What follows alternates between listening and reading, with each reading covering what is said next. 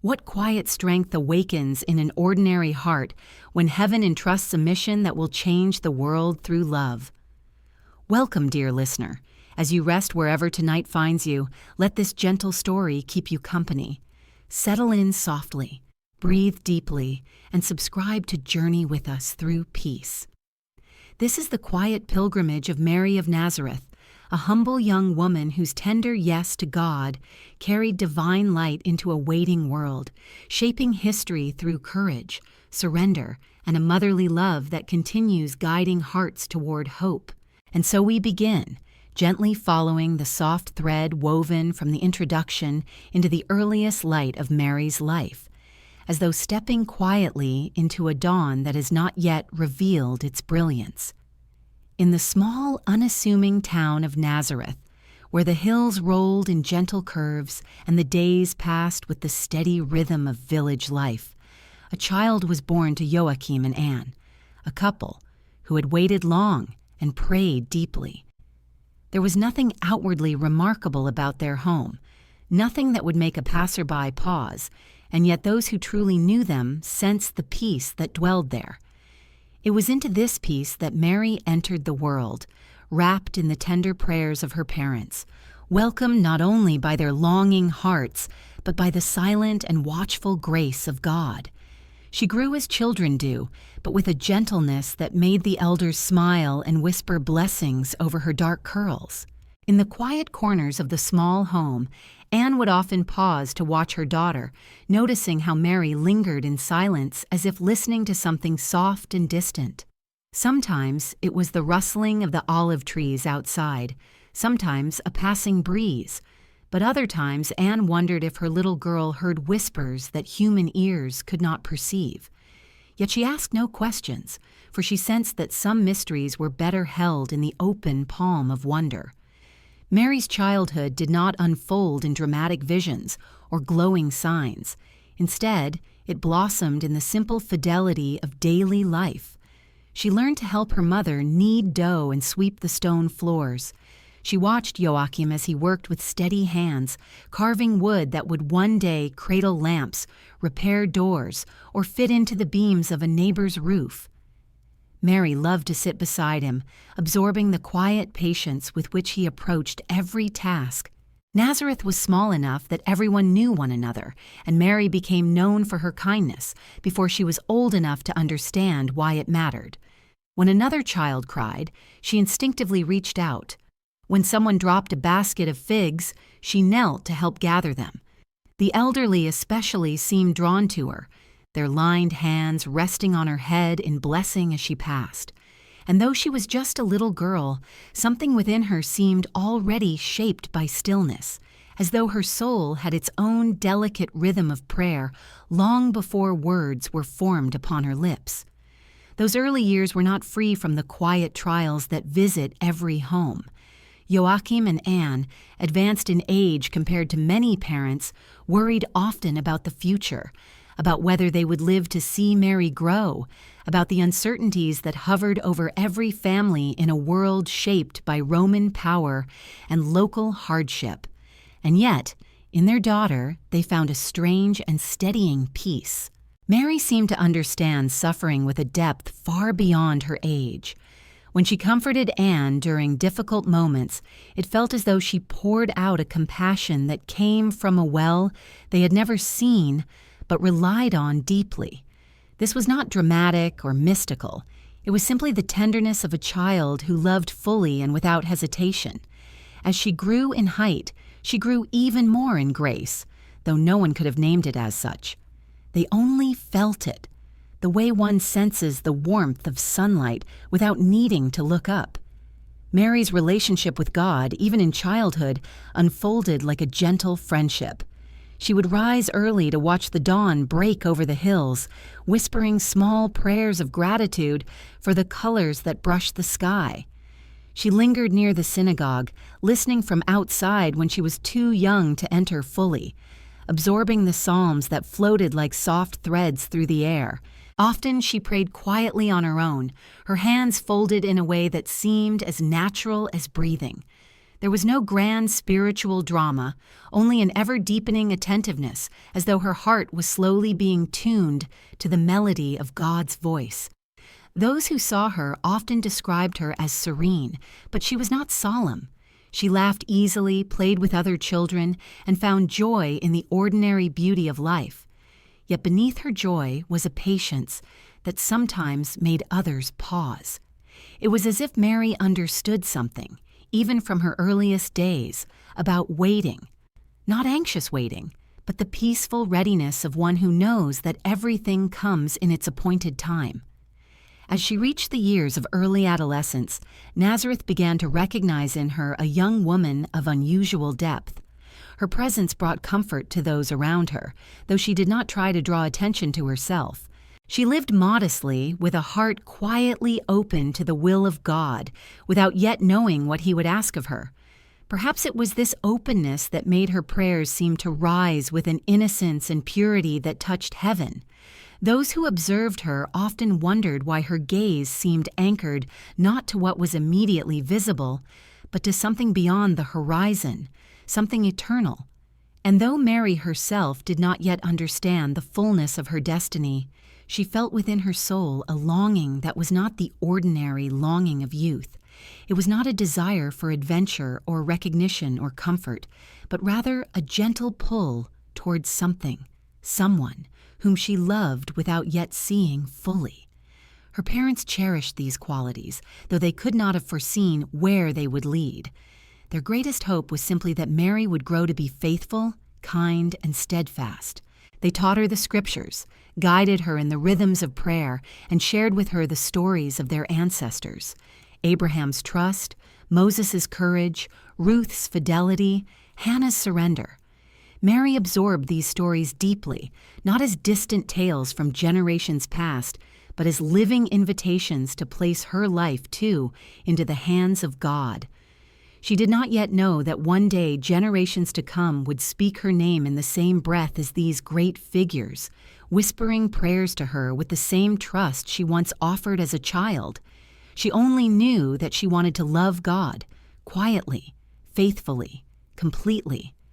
And so her childhood unfolded like a hidden garden, nurtured by the prayers of her parents and watered by the gentle grace of God. Nothing about her circumstances suggested she would one day become the most beloved mother in all of salvation history. She was a village girl, tucked far from the centers of power, living a life marked only by simplicity and love. But perhaps heaven delights in choosing the places the world overlooks. Perhaps miracles begin not in palaces, but in humble homes warmed by faith. As Mary grew, her heart continued to deepen in silent readiness, shaped by a goodness so natural that she herself did not notice it forming. She lived day by day, unaware that each quiet moment was preparing her for an invitation that would one day arrive like a whisper from eternity.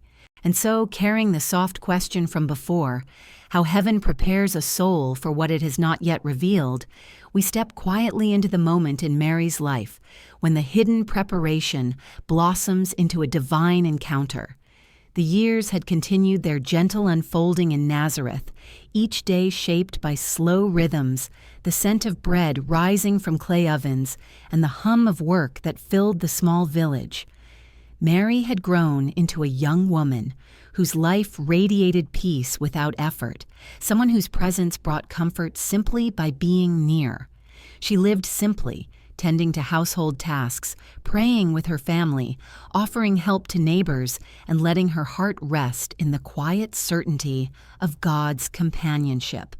But even as her daily life moved forward with familiar steps, the invisible thread that heaven was weaving around her grew ever stronger.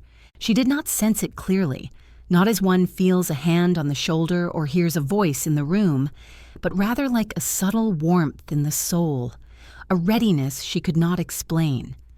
One day, as the sun hung gently over Nazareth and the world seemed wrapped in an ordinary stillness, Mary withdrew into a small corner of the house to pray. It was a simple prayer, born of love rather than obligation, for Mary had long understood that prayer was more than words, more than requests, more than rituals. Prayer for her was the quiet turning of the heart toward God, and it was in this quiet turning that something extraordinary broke through. She felt a sudden stillness, deeper than any silence she had ever known. The air seemed to hold its breath. Light, soft at first, then radiant, filled the space before her, and within that light stood a figure unlike any she had ever seen. He did not appear as a distant, intimidating presence, but as a messenger wrapped in gentle majesty, a being whose very presence seemed to sing of heaven's peace. This was Gabriel, the archangel, the herald of God's most profound invitations. "Do not be afraid." Those words, though simple, carried a tenderness that reached into the deepest part of Mary's soul.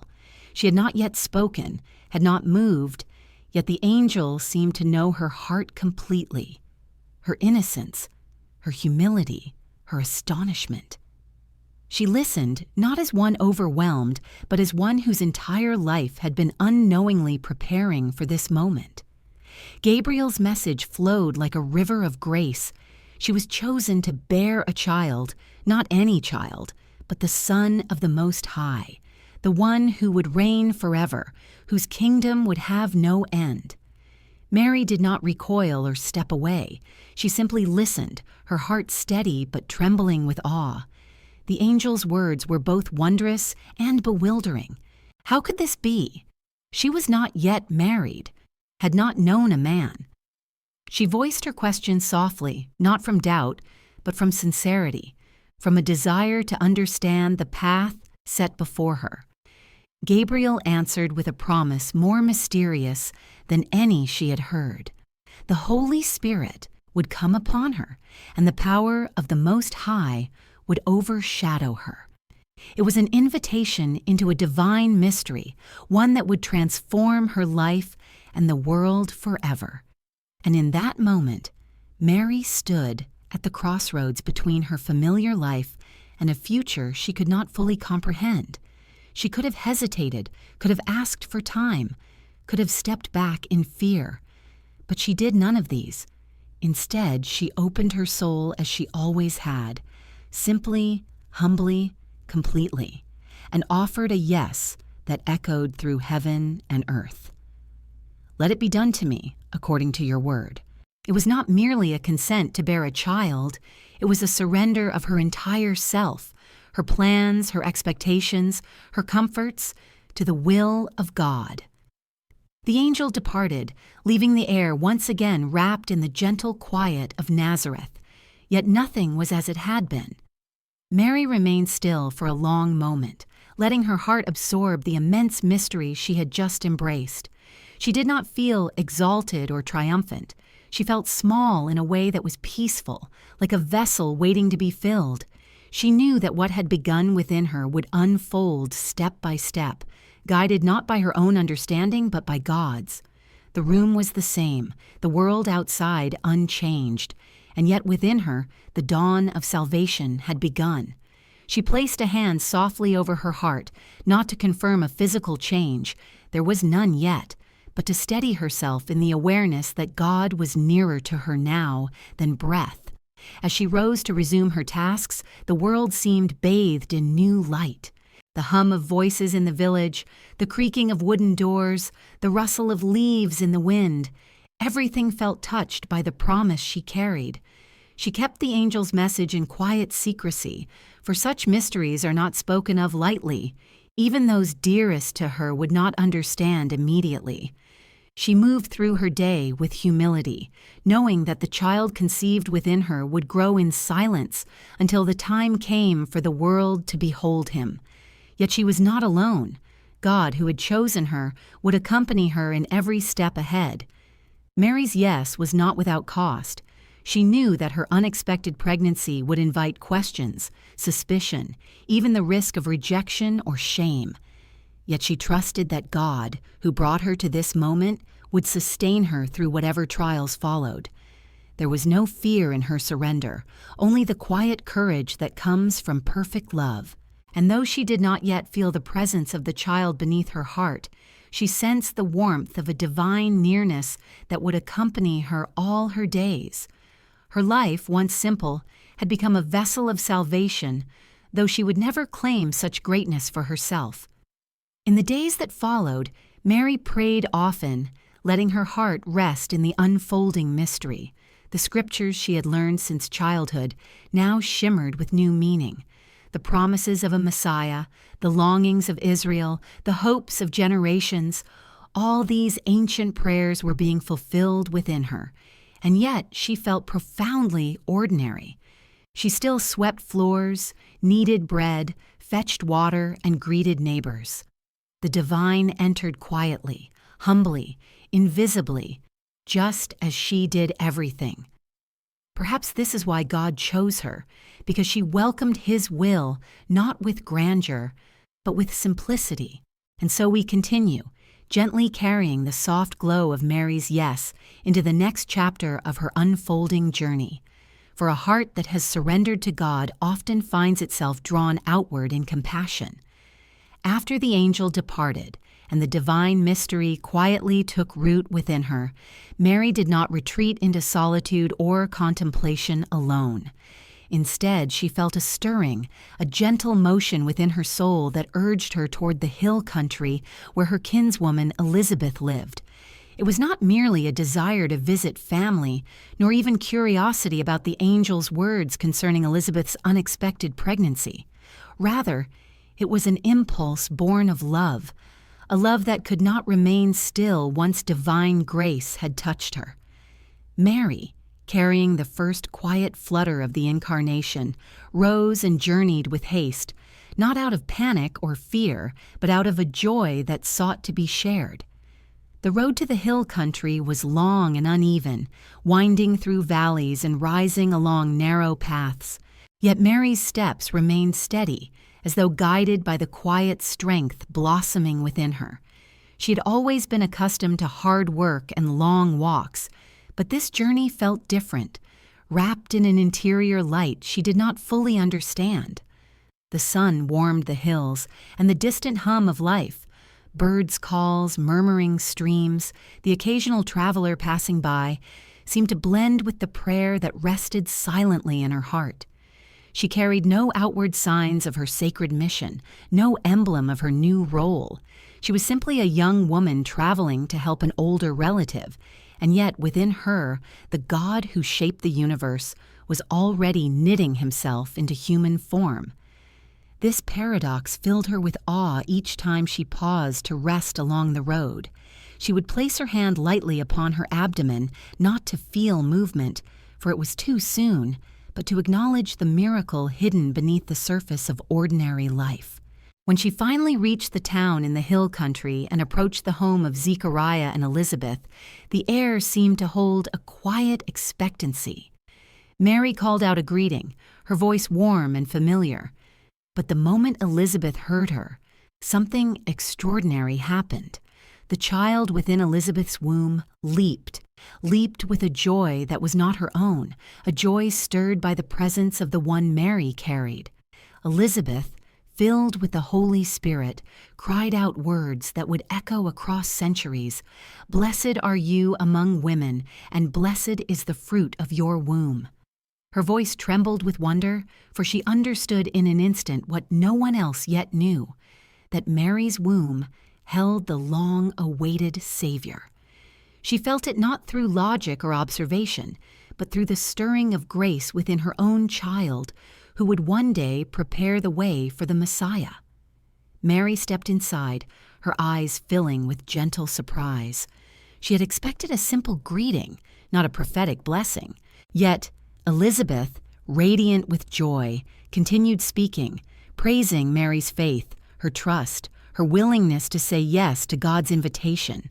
For a moment, Mary felt overwhelmed, not with pride, but with a humility so deep it drew tears. How could she, a simple girl from Nazareth, be greeted with such reverence?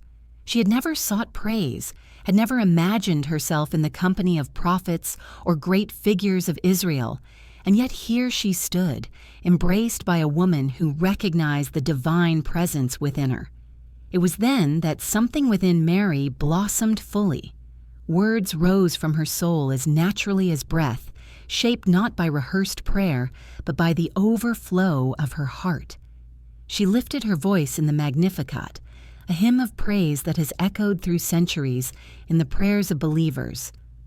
My soul magnifies the Lord, and my spirit rejoices in God my Savior. Her voice was steady, her words flowing like a gentle river, praising God for His mercy, His justice, His tender gaze upon the humble. She spoke of generations to come, calling her blessed, not with pride, but with awe that God had chosen to work through one so small. The Magnificat was more than a prayer. It was the song of a new creation, a melody of hope for the lowly, the forgotten, the broken-hearted. It proclaimed a world transformed by divine compassion, a world where God's mercy reaches from age to age. Elizabeth listened, her hands resting over her womb, tears gathering in her eyes. She felt the presence of God filling the room, felt the stirring of the child within her, not as a discomfort, but as a joyful response to the presence of the unborn Christ. Zechariah, still silent in the punishment of his disbelief, watched from the doorway, his eyes wide with wonder. The entire house seemed wrapped in a sacred stillness, as though the walls themselves were listening to the hymn that would one day become the prayer of millions. And Mary, finished with her song, felt a deep peace settle within her. For the first time since the angel's visit, she fully sensed the presence of the child she carried, not physically yet, but spiritually, as a warmth that filled her entire being. Mary remained with Elizabeth for about 3 months, helping with daily tasks, preparing meals, fetching water, and offering companionship. Those days were filled with quiet conversations, gentle laughter, and shared silences that spoke more deeply than words ever could. Elizabeth, advanced in age and carrying a long-awaited child, found comfort in Mary's presence. Mary, in turn, found wisdom and maternal gentleness in Elizabeth, who treated her not as a young girl, but as someone entrusted with a sacred mission. They prayed together often, their voices rising softly like incense.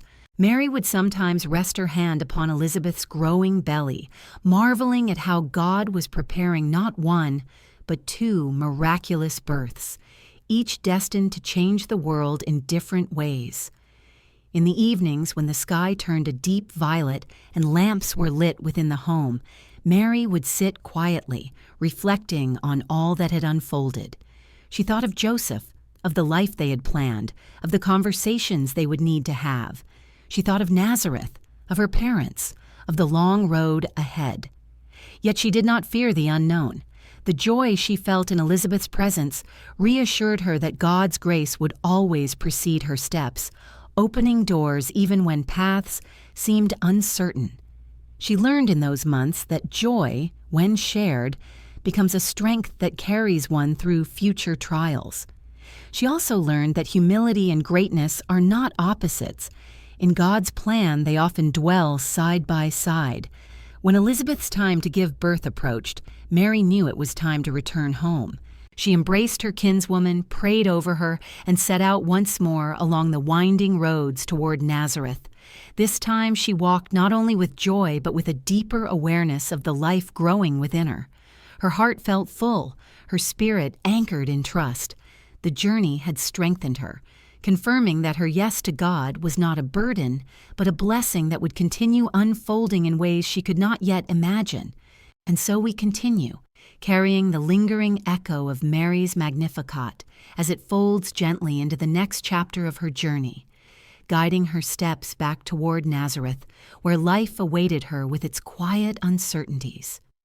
The months that followed her return passed with a rhythm both familiar and transformed.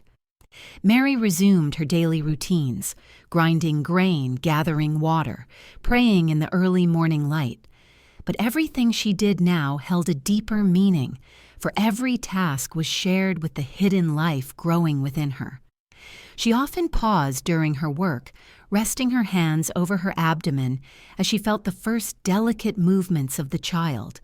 These tiny flutters stirred a tender awe within her, reminding her that the promise spoken by the angel was becoming flesh, forming in silence with each passing day. She wondered what he would look like, how his voice would sound, and how the world would receive him. Yet she trusted that the God who brought this life into being would provide every grace needed for the path ahead. Joseph, when he learned of her condition, had struggled with a sorrow he could not voice, torn between love and confusion, hope and fear.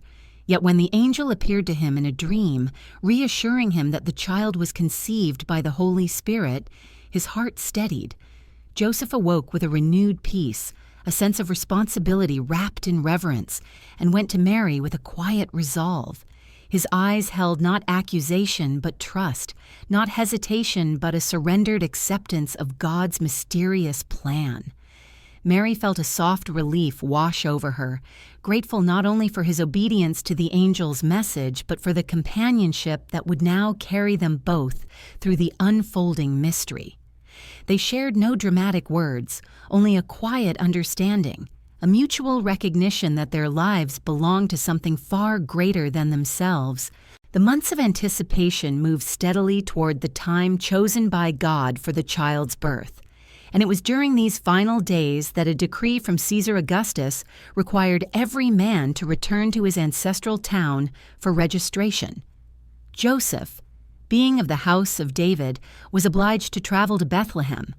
The journey was long, nearly 100 miles, and Mary, heavy with child, felt the weight of every step.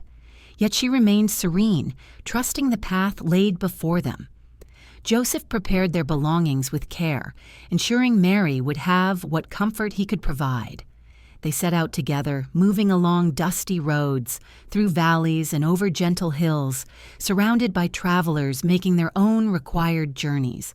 Along the way, they rested beneath fig trees, drank from shared water skins, and prayed quietly at dusk when the sky blazed with fading light. Mary felt each mile not as a burden, but as a pilgrimage.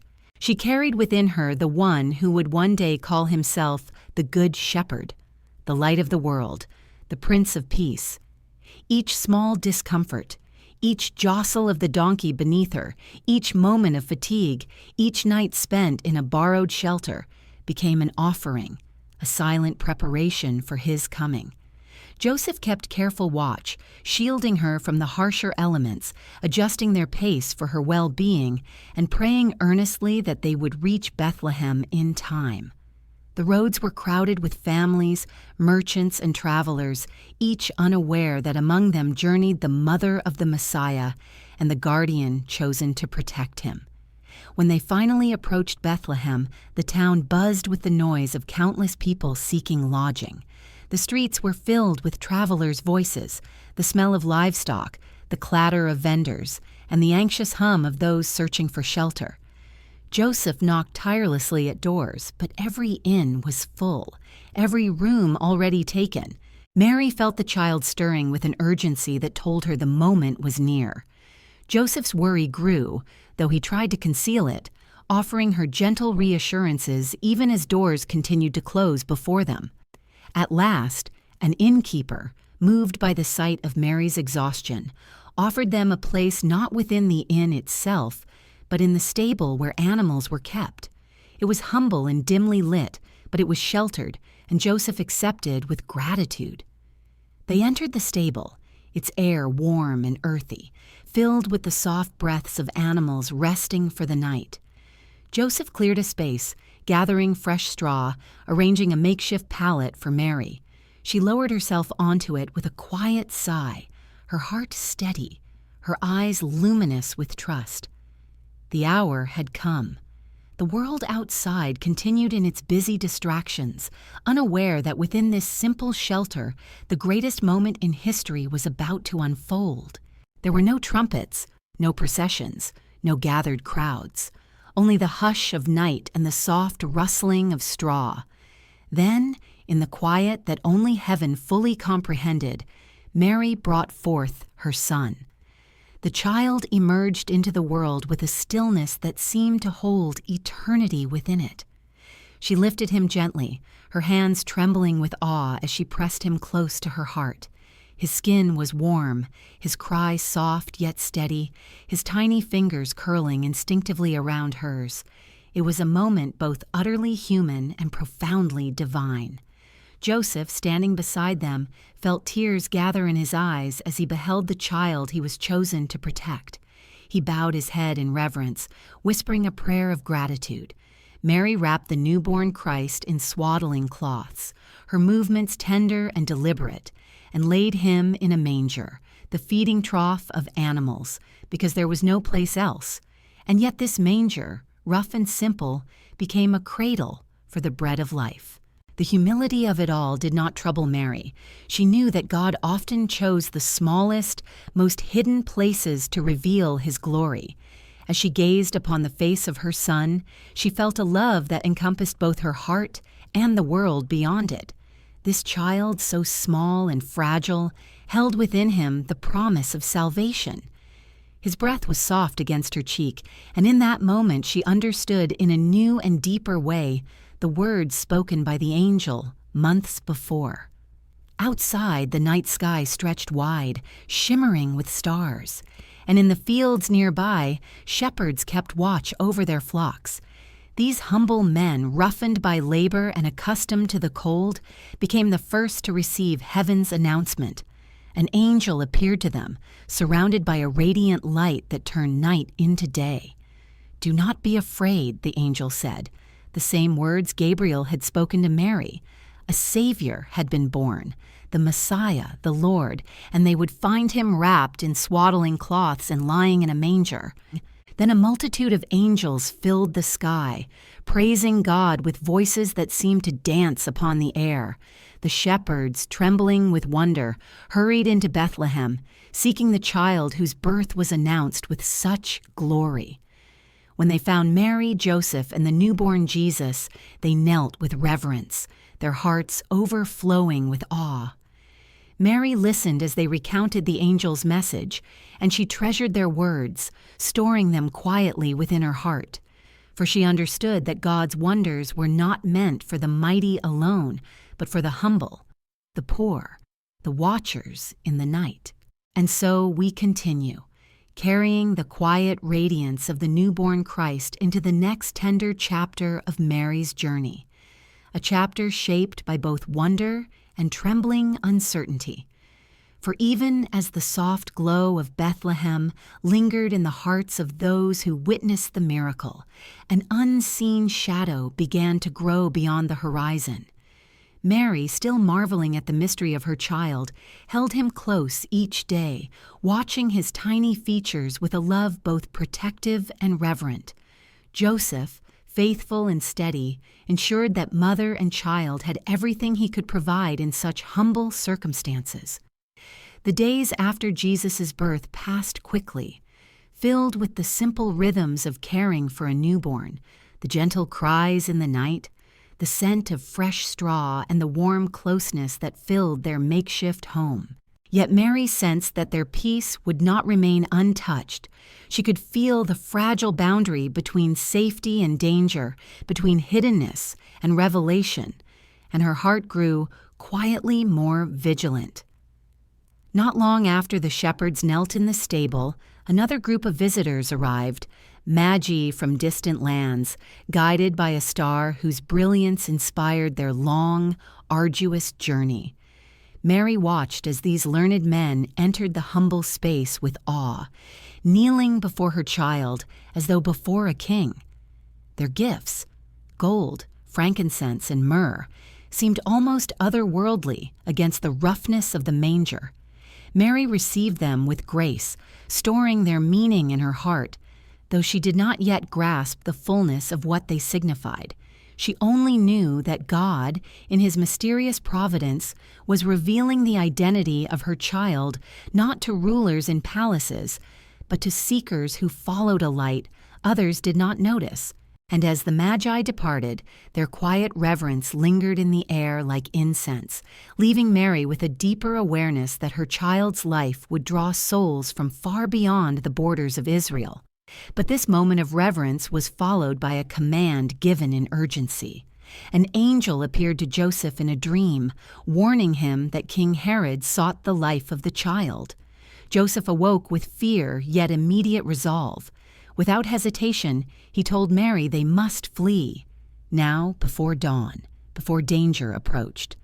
Mary, startled but calm, gathered Jesus in her arms, wrapping him tightly as Joseph prepared what little they had.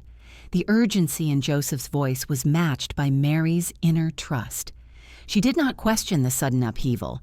She simply held her child close, aware that his safety depended on their swift obedience. And so, under the cloak of night, they left Bethlehem, stepping into the long, uncertain road toward Egypt. That journey was unlike the pilgrimage to Bethlehem. It was marked not by anticipation, but by exile. Mary felt the weight of responsibility pressing on her shoulders as she carried Jesus through unfamiliar lands. She prayed constantly, her heart united with Joseph's determination to protect the child entrusted to them. The roads were harsh, the desert winds unforgiving, and the nights cold. Yet she felt an unexplainable peace within her, a stillness rooted in faith rather than circumstance. God had guided them before. He would guide them still. The infant Jesus slept often, cradled against her heart, unaware of the dangers that pursued him. Each time Mary looked upon his sleeping face, she felt both tenderness and trembling awe. How fragile he appeared, and yet how immeasurable his mission. Egypt offered refuge, but not familiarity. Mary and Joseph entered a world of foreign customs, foreign speech, and foreign gods. They found shelter where they could, earning their living through Joseph's skilled hands. The people around them did not know the significance of the child growing quietly in their midst, but Mary felt God's protective presence with every breath. In the evenings, when the world settled into quiet, Mary would hold Jesus and whisper prayers over him, prayers of thanksgiving, of wonder, of longing for the day they could return to their homeland. She missed Nazareth, its familiar sounds and faces, the comfort of what she had once known. But she offered this longing as a silent sacrifice, trusting that every step of their journey had meaning. The years in Egypt passed in gentle obscurity. Jesus grew into a lively toddler, his first steps unsteady yet determined, his laughter ringing softly through their modest dwelling.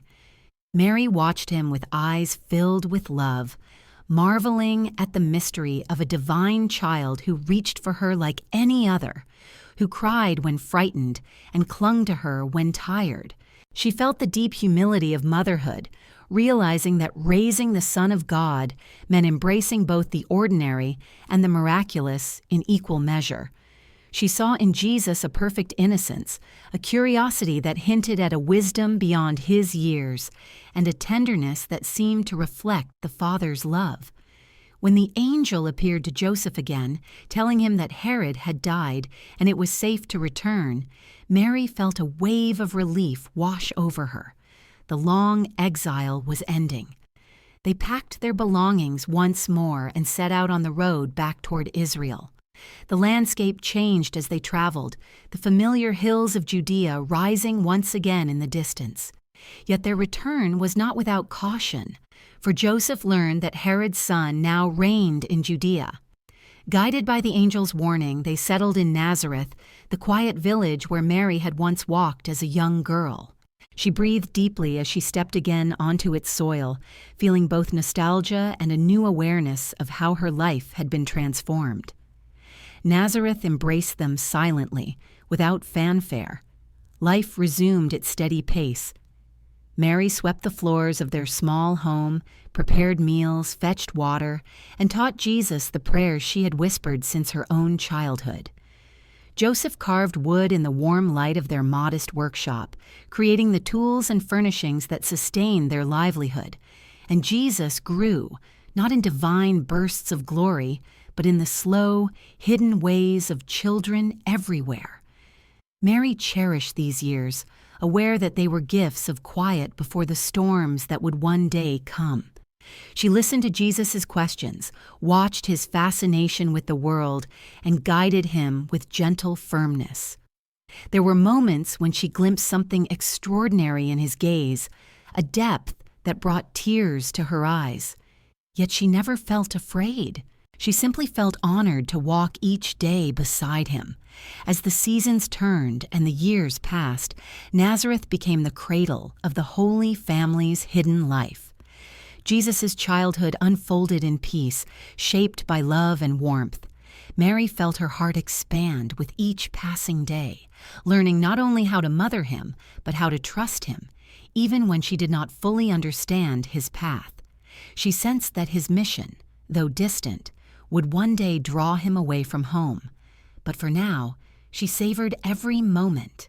His laughter, his small hands reaching for hers, his steady steps growing more confident with each passing year.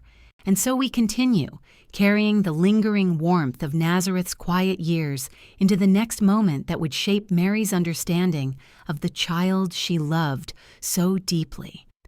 The days in their small village unfolded with a peaceful rhythm, each sunrise bringing tasks both familiar and tender. Jesus grew steadily, his childhood marked not by spectacle but by a radiant humility that seemed to flow naturally from within him. Mary watched him run along the dusty paths with other children, watched him help Joseph in the workshop, watched him sit at her feet as she taught him the ancient prayers of their people.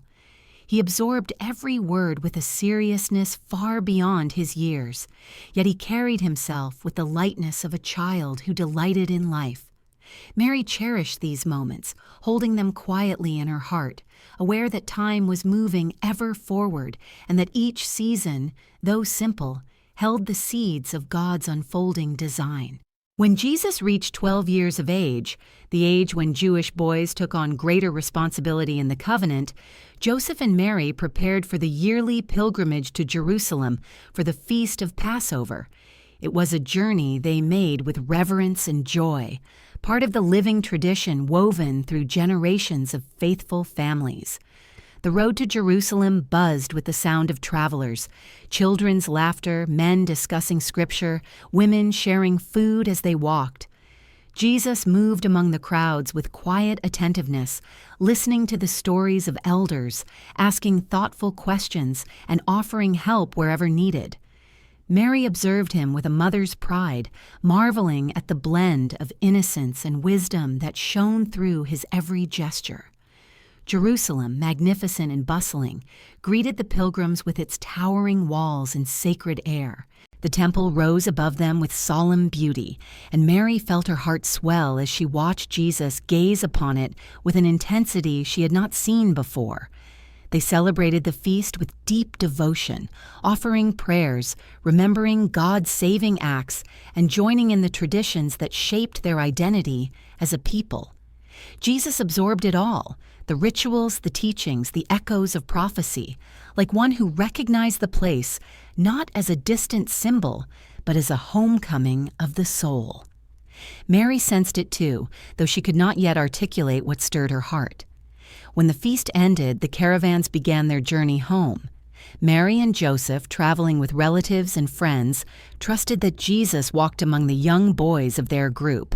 In such journeys, children often moved freely from family to family, playing, talking, and walking together.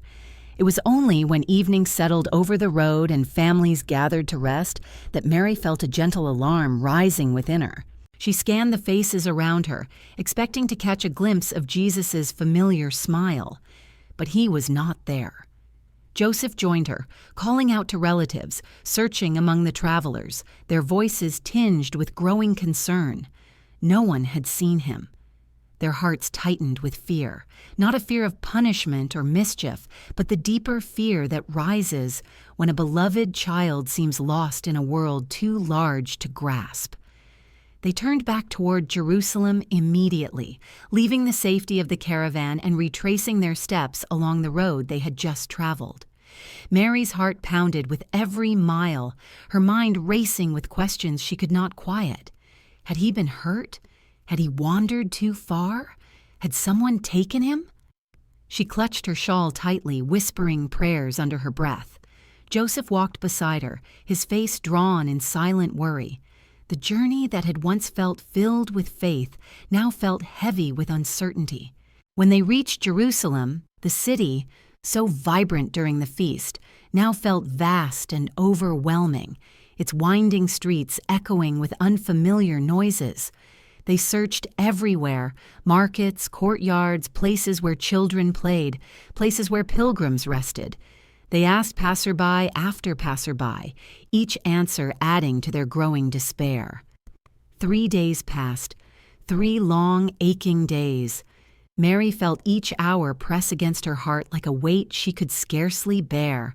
She slept little, ate little, prayed constantly. She remembered the angel's promise, remembered the shepherd's wonder, remembered the Magi's gifts, remembered all the quiet signs that pointed to the child's divine purpose. Yet in her human heart she felt the same anguish any mother would feel when a child was missing. Her faith did not erase her fear. It simply anchored her enough to keep walking. On the 3rd day, they entered the temple courts once more, seeking a final time before searching the city again. And there, among the teachers and elders, they saw him. Jesus sat calmly, listening to the scholars, asking questions with a clarity that stunned those who heard him. His young face shone with a serene confidence, his posture relaxed, his eyes alive with understanding. Those gathered around him marveled at his insight, unable to fathom how a boy his age could grasp the depths of Scripture with such wisdom. Mary's breath caught in her throat. Relief washed over her, mingled with a rush of emotion she could not contain. She stepped forward, her voice trembling with love and sorrow. "Son, why have you done this to us? Your father and I have been looking for you with great anxiety." Her words held no anger, only the honest cry of a mother whose heart had been stretched to its limits. Jesus turned to her gently, his expression calm, almost puzzled. "Why were you looking for me? Did you not know that I must be in my Father's house?" His words were not defiant, but sincere, spoken from a clarity that Mary could not yet fully understand. In that moment, something in her shifted. She realized that while Jesus was her child, entrusted to her care, he belonged also to another in a way that surpassed her comprehension. She felt both peace and ache, a mother's paradox. Jesus returned with them to Nazareth, obedient and loving as before. Life resumed its gentle rhythm, yet Mary carried this moment within her as one more mystery to ponder. She had always known he was more than her son. But seeing him in the temple, speaking with a wisdom beyond his years, revealed something deeper, that his mission was already awakening within him, like dawn slowly spreading across the sky.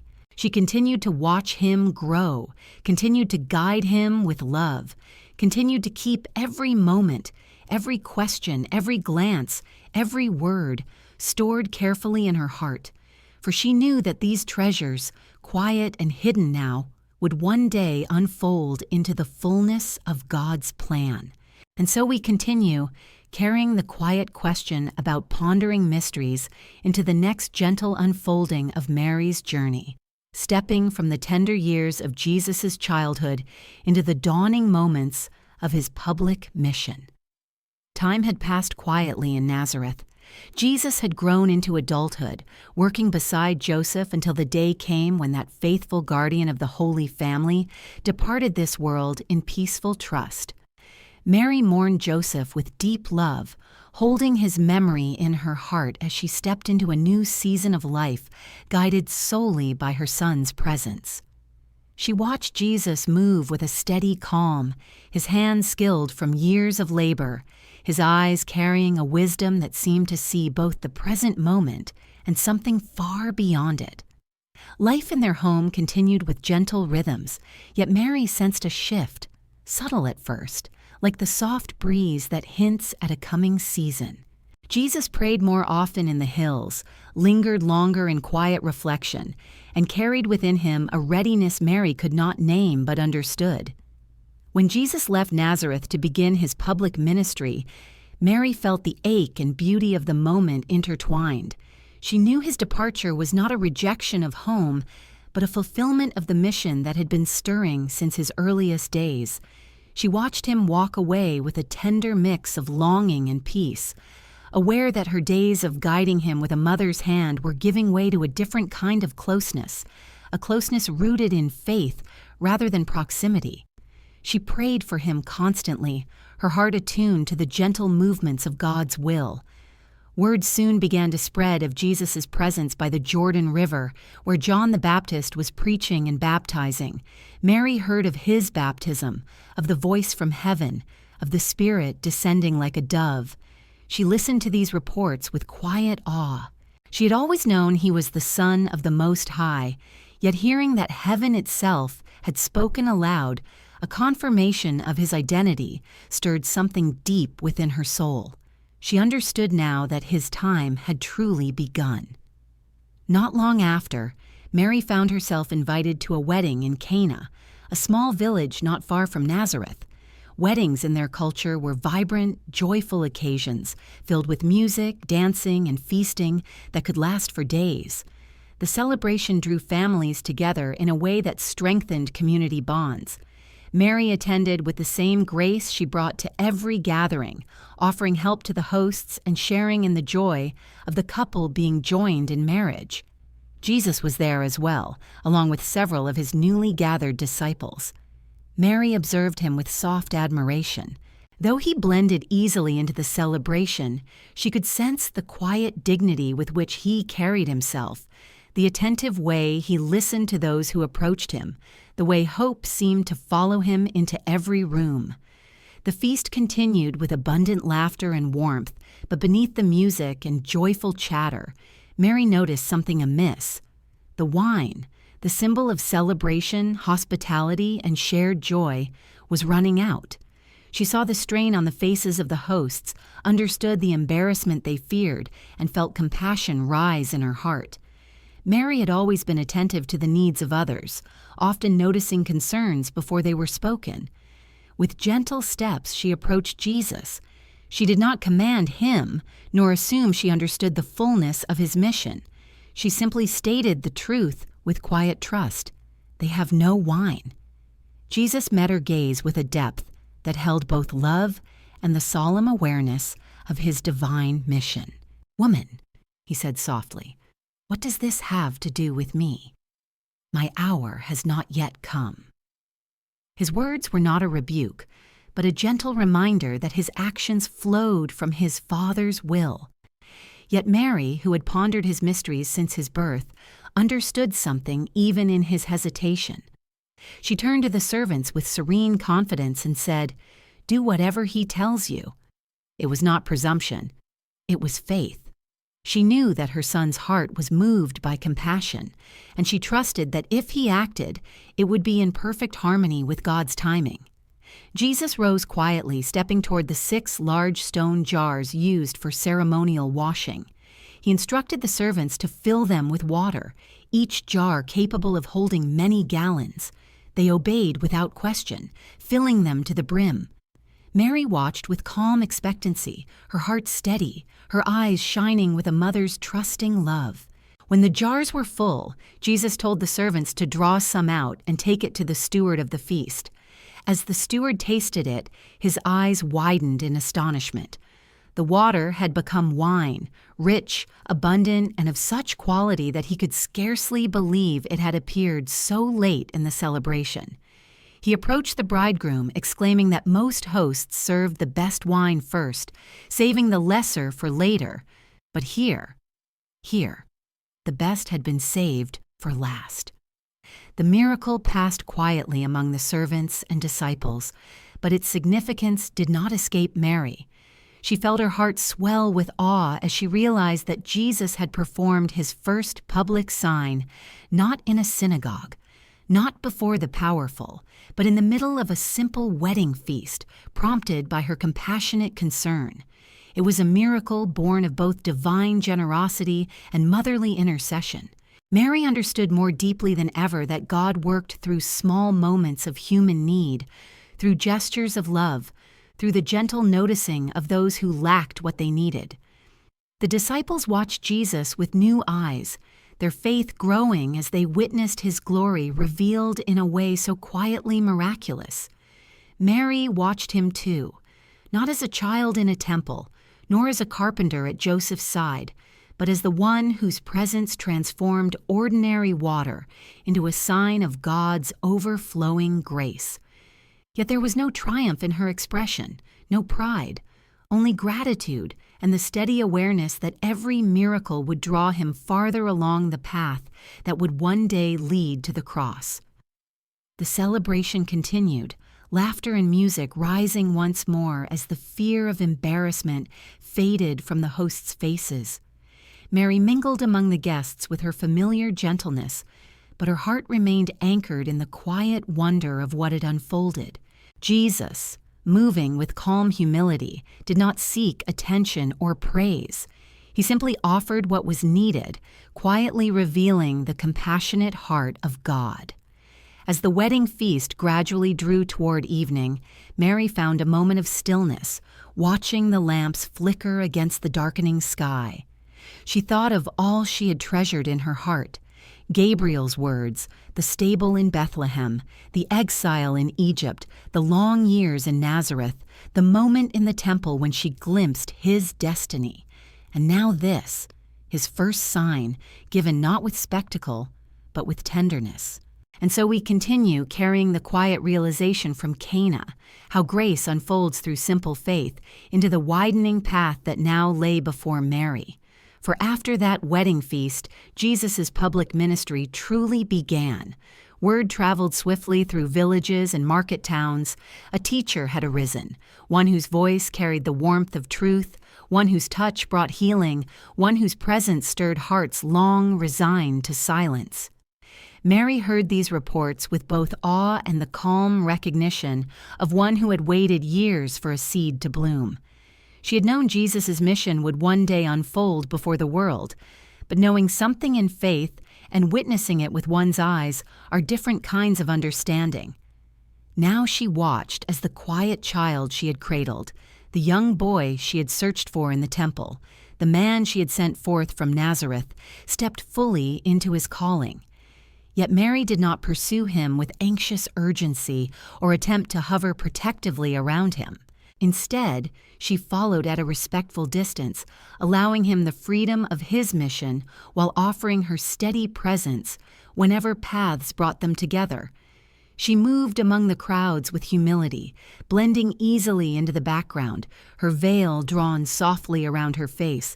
But her heart recognized every tone of his voice, every gesture of compassion, every word that carried echoes of promises spoken long ago. She watched him preach on hillsides, speaking of the kingdom of God in images simple enough for children to understand.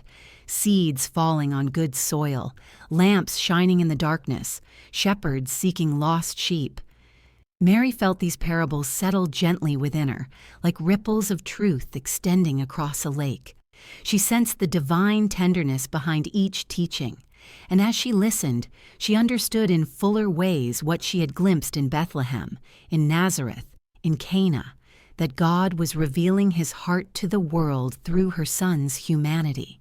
There were days when the crowds pressed so tightly around him that Mary worried for his safety, though she knew he walked wherever the Father willed. She saw the sick carried on mats, the blind led by trembling hands, the lepers who lingered at the edges of gatherings fearing rejection. She saw Jesus approach them with the same gentle willingness she had seen since his youth. He touched those considered untouchable, spoke hope to the despairing, restored dignity to those forgotten. Mary's heart swelled each time she watched him kneel before someone broken, as though heaven itself stooped to lift them.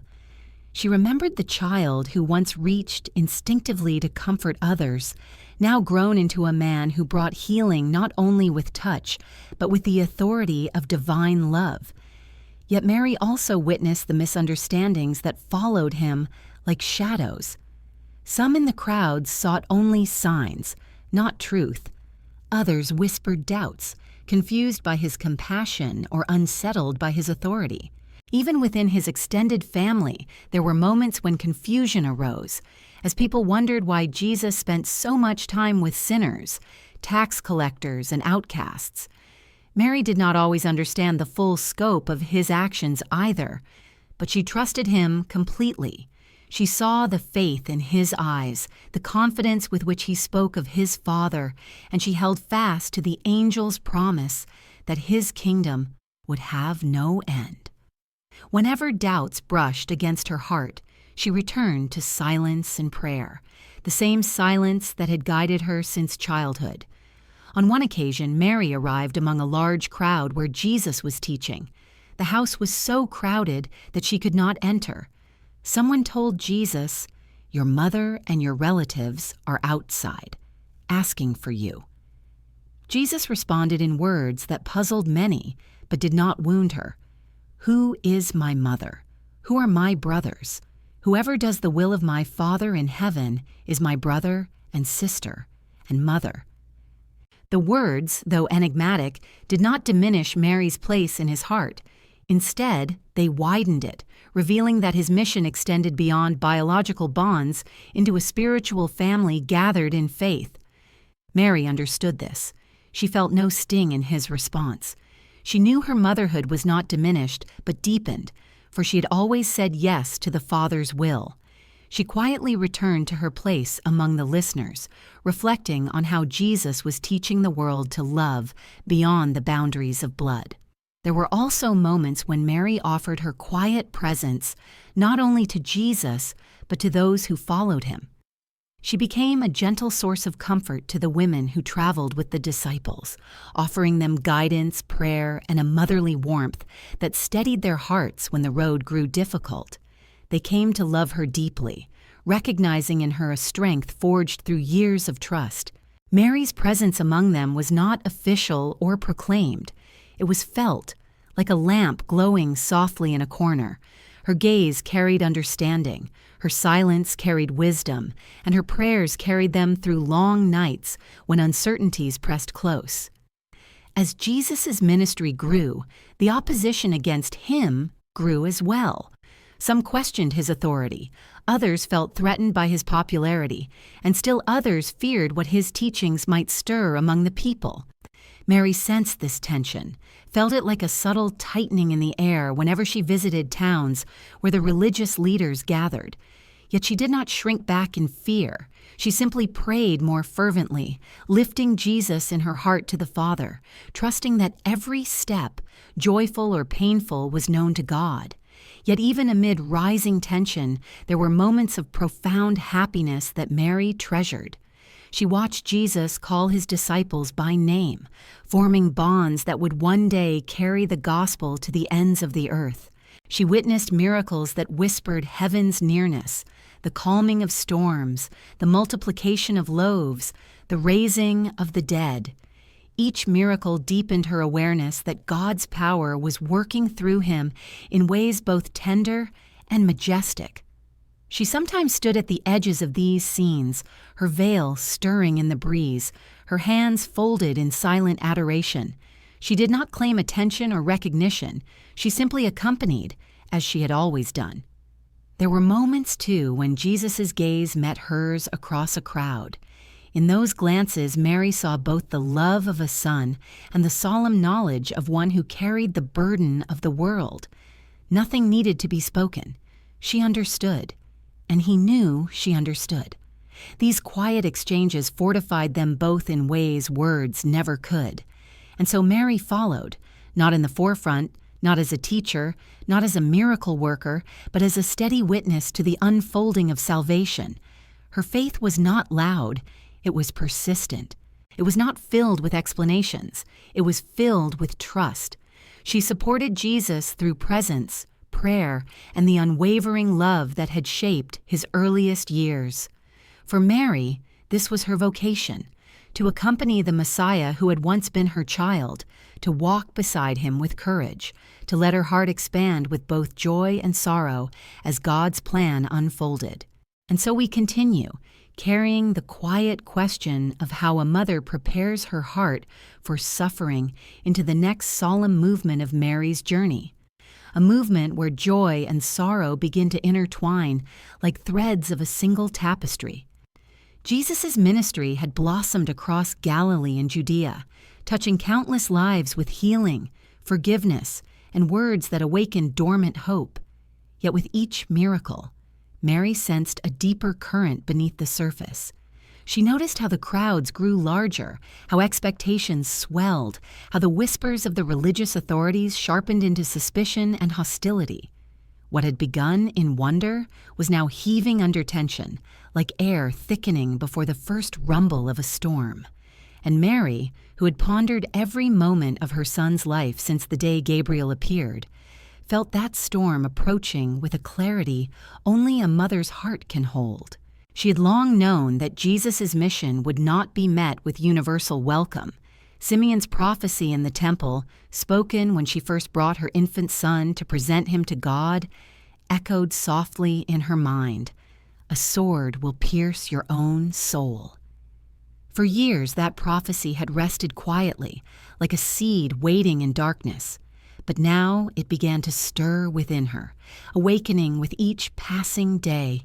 She felt it when Jesus spoke more openly of his fate, hinting at a suffering the disciples struggled to comprehend. She felt it when he turned his face toward Jerusalem, knowing what awaited him there. She felt it when the murmurs of opposition hardened into public debate, when the teachers of the law questioned his authority, when the Pharisees watched him with narrowed eyes. Mary prayed more frequently then, not with desperation, but with the patient trust that had guided her since her youth. She prayed that she might remain faithful, steady, and present, whatever the Father asked of her. Her encounters with Jesus during this period carried a different weight. Sometimes she saw him surrounded by disciples, teaching them with an urgency that spoke of limited time. Other times she saw him withdraw to solitary places, praying through the night while the world slept. When their paths crossed, his smile still carried warmth, but his gaze held a gravity she had not seen when he was younger. It was not sadness, it was knowledge. Knowledge of what lay ahead, knowledge of what love would require. Mary felt her heart ache at these glimpses, yet she did not try to dissuade him. She had learned long ago that Jesus belonged first to his Father's purpose, and her place was not to shield him from his mission, but to accompany him within it, even when her heart trembled. Rumors began to reach Nazareth and other villages of rising threats. Some said the authorities feared that Jesus' growing influence might provoke unrest. Others whispered that his teachings were too bold, too disruptive to the established order. Mary listened without panic, but she felt the unrest settle into her bones like a chill carried on evening winds. She watched the disciples more closely when they visited her, watched the mixture of devotion and confusion flicker across their faces, watched how they clung to Jesus' words, yet did not fully grasp their meaning. Mary sensed their sincerity and their human weakness. She prayed for them too, knowing that their faith, like hers, would be tested in ways they could not foresee. During one visit, she found herself close enough to hear Jesus speak plainly of his coming suffering, of the rejection he would face, of the death that awaited him. The disciples, unsettled, urged him not to speak such things. But Jesus, with patience shaped by divine love, spoke of the cross as something necessary, not as defeat, but as fulfillment. Mary listened quietly, her hands folded beneath her shawl. His words pierced her, yet they also clarified something she had long intuited, that the path of salvation would not move around suffering, but through it. She breathed deeply, steadying her heart. If this was the will of the Father, she would not turn away. As Passover approached, the sense of foreboding deepened. Mary felt the weight of the approaching feast, its significance, its memories of deliverance, its echoes of sacrifice. She knew Jesus would travel to Jerusalem with his disciples. She knew he would enter the city not in secret, but with the boldness of one who embraced his mission fully. And though part of her longed to urge him to stay in the safety of Galilee, she did not. Instead, she prayed that she might find the strength to walk into whatever awaited them with trust rather than fear. She packed her belongings with slow, deliberate movements, preparing to travel toward the city where destiny would unfold. The journey to Jerusalem was unlike any Mary had taken before. The familiar roads felt tinged with anticipation and sorrow. As she walked, she noticed how pilgrims spoke of Jesus with admiration or confusion or suspicion. His name was on many lips. The stories of his miracles, his teachings, his compassion, and his authority had woven themselves into the fabric of the people's expectations. The question that hovered over the entire region, "Is he the Messiah?" seemed to vibrate in the air like a low hum. Mary kept her thoughts close, guarding her heart in silence as she approached the city where heaven and earth would soon meet in the most mysterious of ways. When Mary arrived in Jerusalem and saw Jesus enter the city riding on a young donkey, greeted by crowds waving branches and shouting, "Hosanna!" she felt both joy and heaviness. The sight of people welcoming him as king should have brought comfort, but she sensed that their enthusiasm was fragile, their understanding incomplete. She watched Jesus move through the throng with the calm dignity she had always known. But she also saw the dark glances of the authorities, the clenched jaws, the seeds of resentment. The cross had begun its quiet approach, visible only to those who loved him deeply enough to see beyond the celebration. Mary spent those days in quiet vigilance. She listened to reports of Jesus cleansing the temple, confronting hypocrisy, teaching in parables that startled the comfortable and comforted the humble. She walked among the crowds, feeling their shifting moods. She prayed in hidden corners of the city, lifting her son into the embrace of the Father, whose plan was unfolding with each breath.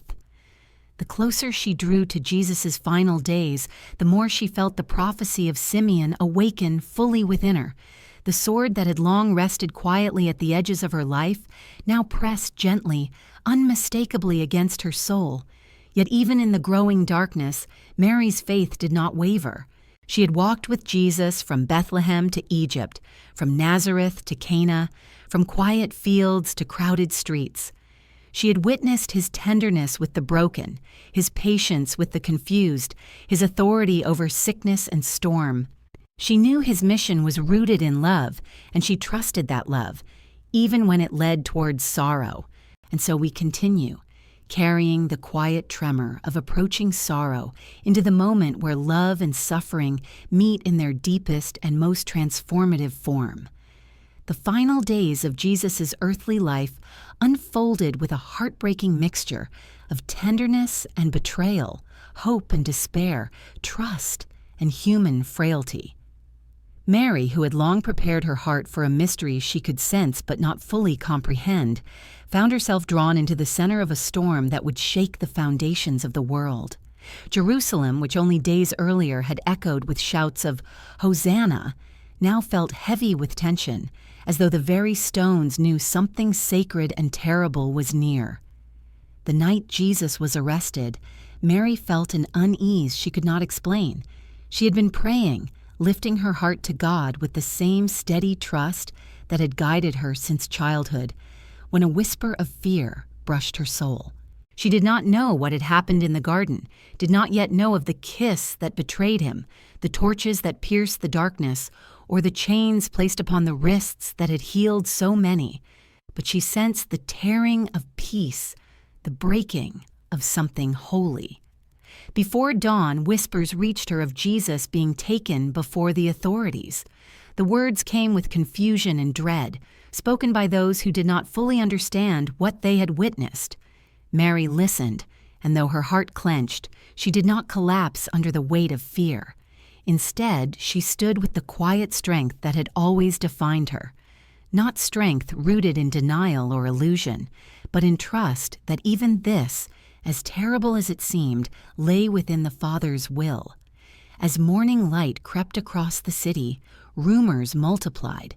He had been condemned by the Sanhedrin. He had been sent to Pilate. Pilate had questioned him. He had been sent to Herod. He had been mocked. He had been beaten. He had been returned to Pilate again. Mary's steps carried her through the streets as she tried to follow each shift in his fate, keeping near enough to learn what she could without pushing herself into danger that might separate her from him. The crowd surged with agitation, some angry, some curious, some heartbroken, and some simply swept along by the momentum of the moment. Mary felt like she was walking through a sea of voices, each one tugging at her spirit. Then came the sound she would never forget, the roar of the crowd shouting for Barabbas, the criminal to be released instead of Jesus. Mary's knees weakened at the cruelty of the choice, but she did not fall. She placed a hand against a stone wall, steadying herself, lifting her eyes toward heaven. This, she realized, was the hour Jesus had spoken of. This was the fulfillment of his mission. And though her heart trembled, she whispered softly, "Let it be done," echoing her first fiat with a depth of surrender forged through years of love. When she saw Jesus again after the scourging, her breath caught. His flesh was torn, his shoulders hunched under pain, his face streaked with both blood and quiet dignity. Yet his eyes were filled with compassion, not anger. They searched the crowd not for escape, but for souls to forgive. Mary moved toward him with steps that felt both impossibly heavy and painfully swift. She could not reach him through the throng of soldiers and onlookers, but he saw her. Their eyes met across the restless sea of humanity, and in that brief moment something silent and eternal passed between them. It was love and farewell, trust and anguish. A mother's broken heart held together by the certainty that her son remained who he had always been, even now, even here. Then came the cross. The wooden beam, rough and splintered, was laid upon his wounded shoulders. The procession began, the crowd pressing forward to witness the spectacle. Mary followed closely, her veil pulled low, her steps unwavering. She saw him stumble, saw Simon of Cyrene pressed into service to help him carry the weight of the world. She saw women weeping along the path, saw the soldiers laughing, saw the dust rise beneath the feet of a city rushing toward death without understanding the life being poured out before them. Mary's heart broke with each of Jesus' steps, but her spirit did not collapse. She knew that standing near him, remaining present, was its own form of love. At last they reached Golgotha, the place of the skull. Mary drew as close as she could, held back only by the ring of soldiers who surrounded the execution site. She heard the hammer strike the nails, each blow resounding through her body like thunder, yet she did not scream or faint. Her suffering was silent, deep, steady. She watched as they lifted the cross and set it in place, watched as Jesus' body sagged under its weight, watched as the sky seemed to dim. Every instinct within her longed to run to him, to cradle him as she had cradled him in Bethlehem, to shield him from pain, but she could not. This was the hour he had come for, and so she stayed, rooted in faith, offering him the only gift left to give, her presence. John, the beloved disciple, stood with her. He placed a stabilizing hand on her arm, though Mary herself seemed to be the one giving him strength. Around them, some mocked Jesus, some wept, some looked away, unable to bear the sight. But Mary kept her gaze fixed on him. She saw every breath he struggled to take, every word uttered through pain. And then, in the midst of his suffering, Jesus looked down and saw her. His voice, strained yet tender, spoke words that would echo through eternity. "Woman, behold your son." And to John, "Behold your mother." Aborian, in that sacred moment, Mary felt her heart widen beyond its natural bounds. She had always known that her motherhood was part of God's plan, but here, beneath the cross, it expanded into a spiritual motherhood that embraced all who would follow her Son. Even in the agony of death, Jesus was giving, loving, and trusting. Mary received this new calling not with triumphant glory, but with tearful humility. She nodded to John, accepting the responsibility Jesus placed upon her. The sky darkened, the earth trembled, the veil of the temple tore. Mary felt creation itself groaning as Jesus breathed his last. She did not turn away. She did not cry out in despair. She stood in silent faith, holding the pain of the world in her heart just as she held the infant Jesus decades earlier, knowing that hope, though hidden, was not extinguished. Hours later, when his body was taken down, Mary held him at last. She pressed his lifeless form against her once more, just as she had cradled him in the stable. Her tears fell upon his wounds. Her hands trembled as she touched the face she had kissed so many times. Yet beneath the sorrow lay a profound peace, a peace born from the knowledge that he had accomplished all he came to do. Love had gone to the last boundary, and so we continue, carrying the quiet ache of Calvary into the tender stillness that followed, the stillness that rests between death and resurrection, between sorrow and hope, between a mother's shattered heart and the promise she had believed from the beginning. After Jesus breathed his last upon the cross, the world seemed to hold its breath. The air over Golgotha hung heavy, as though creation itself mourned. Mary remained at the foot of the cross longer than any words could measure, her eyes fixed on the lifeless body of her Son. She did not collapse in despair, nor did she turn away in denial. Instead, she held her grief with the same silent strength with which she had held every mystery in her life, trusting even now that God was present in what she could not yet comprehend. When Jesus' body was lowered from the cross, Mary received him with trembling arms, cradling him once more as she had on the night of his birth. The weight of his body, once warm, now cold, was a weight she embraced with all the love that had shaped her from the moment Gabriel spoke her name. She smoothed his hair with shaking fingers, wiped the blood from his face, and pressed her cheek against his bowed head. Every wound tore at her, not because she doubted God's plan, but because love, by its nature, feels the cost of sacrifice deeply. Joseph of Arimathea approached with reverence, offering his tomb for Jesus' burial. Mary reluctantly released her son into their care, her heart whispering a silent farewell, even as her faith whispered a quiet hope. The burial was done in haste, as the Sabbath neared. Mary followed the small procession to the tomb, supported by John and the faithful women who loved Jesus deeply. She watched as they wrapped his body in cloth, placed spices around him, and laid him within the rock-hewn chamber.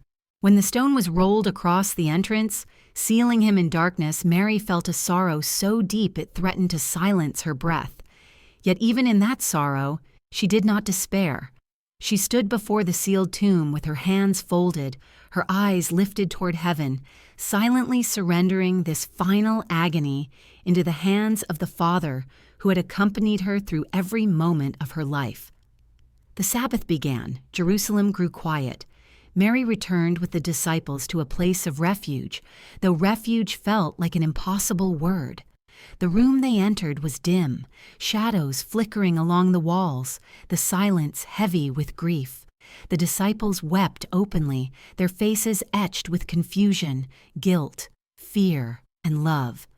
Mary moved among them gently, her presence offering a comfort that words could not convey. Though her heart bled, she did not cling to despair. She sat in silence, praying for them, strengthening their trembling faith with her own steady trust. She understood their sorrow, for she felt it too. But beneath her tears lay a deeper knowing, whispers of the promise Jesus himself had spoken, that he would rise. Mary's Holy Saturday was unlike any other day in her life. It was a day suspended between memory and promise, a day when grief pressed close, yet hope did not completely extinguish its flame. She spent hours in prayer, revisiting every moment: the Annunciation, Bethlehem, Egypt, Nazareth, Cana, the roads of Galilee, the upper room, the cross. Each memory was both a wound and a comfort, a reminder of the love she had given and the love she had received. As she prayed, she felt the faint stirrings of a quiet assurance, not a vision, not a voice, but a deep, gentle conviction that the story was not finished. Outside, the city settled into the stillness of Sabbath rest. Inside, Mary's heart entered a deeper silence, a sacred waiting that mirrored creation's pause before dawn. She knew that God often worked in hidden ways, in the silence of wombs and tombs alike. She thought of the child who had once grown within her, unseen but alive, and she wondered if this tomb, too, held a hidden promise. Yet she did not rush ahead of God's timing. She waited in trust, letting her heart lean gently into expectation without demanding to understand the how or the when. When the Sabbath ended, the women prepared spices and ointments, planning to return to the tomb at dawn. Mary watched them with tender gratitude, though she herself carried nothing but the love that had sustained her through every season of her life. The night felt long, stretching like a veil between sorrow and hope. But when the first hint of light began to touch the edge of the sky, Mary rose, her heart steady. She walked with the women through the quiet streets, the morning air cool against their skin, each step a prayer. As they approached the tomb, they whispered among themselves about the stone. Who would roll it away? Their voices trembled, not only with grief, but with the uncertainty of what awaited them. But when they reached the tomb, they found the stone already moved. The entrance stood open. Fear and wonder rippled through them.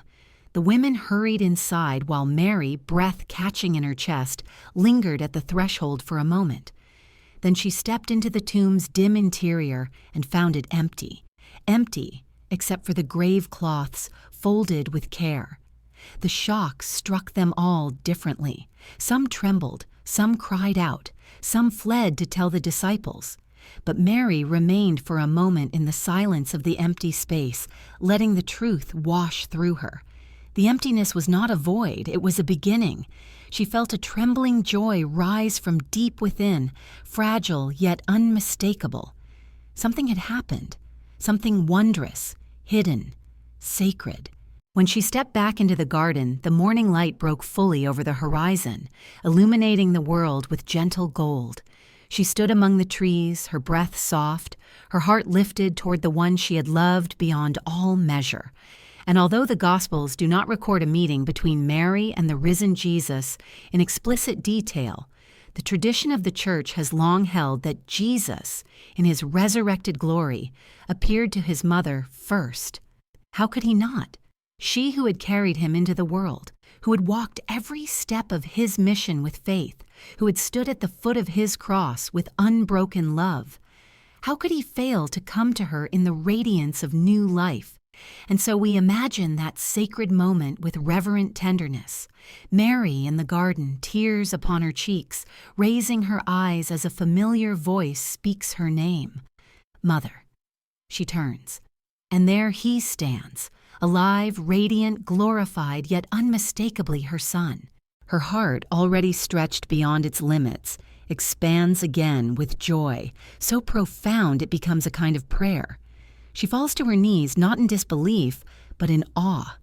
He lifts her gently, and for a moment, time itself seems to pause. No words need to be spoken. Their hearts speak what language cannot hold.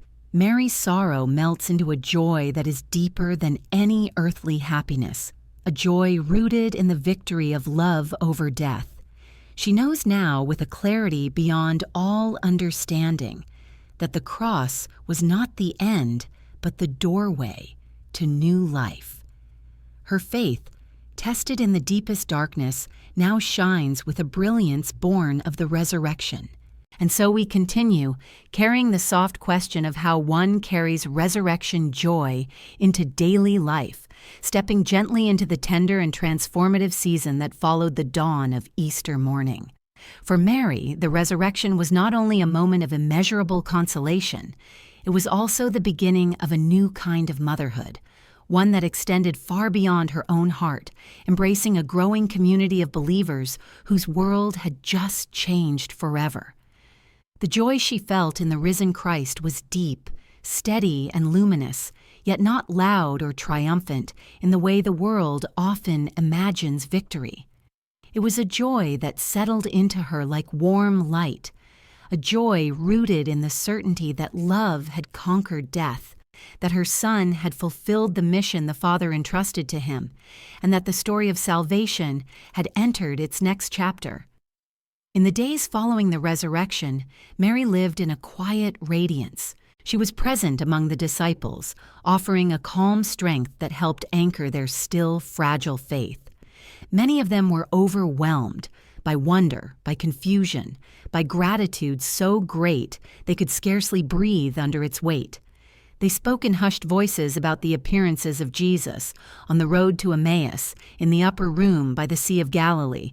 Mary listened to their accounts with reverent joy. She felt none of the surprise that marked their reactions, for her entire life had been a pilgrimage toward this moment. She had trusted the promises spoken to her since Gabriel first greeted her in Nazareth. Now she saw those promises crowned with truth. Mary became, in those days, the quiet center of the early community. The disciples found solace in her presence, not because she claimed authority or directed them with force, but because she carried within herself the memory of Jesus in a way no one else could. She could speak of his infancy, his childhood, his laughter, his first steps, his tender gestures, his hidden years in Nazareth. The disciples listened with awe, recognizing that she alone held the intimate history of the one they now worshipped as Lord. She shared these memories not as a lecturer recounting facts, but as a mother sharing love. Her words formed a gentle bridge connecting the human warmth of Jesus' earthly life with the divine glory of his resurrected presence. Yet Mary also remained deeply prayerful. She spent long hours in quiet reflection, often rising before dawn to lift her heart to the Father. She prayed for the disciples, for the women who followed Jesus with unwavering devotion, for those who had seen the resurrection and those who had not, and for the many who would come to believe through the witness of this small, trembling community. She prayed, too, for strength as she stepped into her new role, not the visible role of a leader, but the hidden, foundational role of the church's mother. Her prayerfulness wove a kind of spiritual shelter around the believers, a cloak of intercession that steadied them as they learned to live without Jesus' physical presence. After Jesus ascended into heaven, the disciples returned to the upper room in Jerusalem, filled with both hope and uncertainty. Mary walked with them, her steps gentle and steady, her face serene. She understood that the ascension was not a departure, but a profound transformation of his presence. Yet she also knew the disciples felt the ache of absence, and so she remained with them, offering the comfort of someone who understood both sorrow and hope deeply. Together they prayed, waiting for the promise Jesus had made, the coming of the Holy Spirit who would give them the courage to proclaim the gospel without fear. Pentecost arrived like a dawn, breaking over the heart. The room where they prayed filled with the sound of rushing wind, and flames like tongues of fire rested upon each of them. Mary was there in their midst, her soul wide open to the Spirit she had welcomed at the Annunciation decades earlier. In that moment, she felt the fullness of God's presence flood the room with a power that transcended understanding. The disciples, empowered, stepped boldly into the streets, proclaiming the gospel in languages they had never learned. Mary watched them with joy, for she saw in their newfound courage the unfolding of God's plan, a a plan that would carry the message of her Son to the ends of the earth. From that day onward, Mary remained a steady presence in the life of the early church. She lived among the believers in prayer, offering counsel, consolation, and motherly affection to all who sought her. She comforted those who faced persecution, reminded them of Jesus' words of peace, and encouraged them to persevere in faith. Many came to her simply to listen, to hear the stories she carried, to draw strength from her unwavering trust, to feel the warmth of a mother's love that had been shaped by both joy and suffering. Mary did not seek recognition for her role. She did not claim authority or present herself as a figure of power.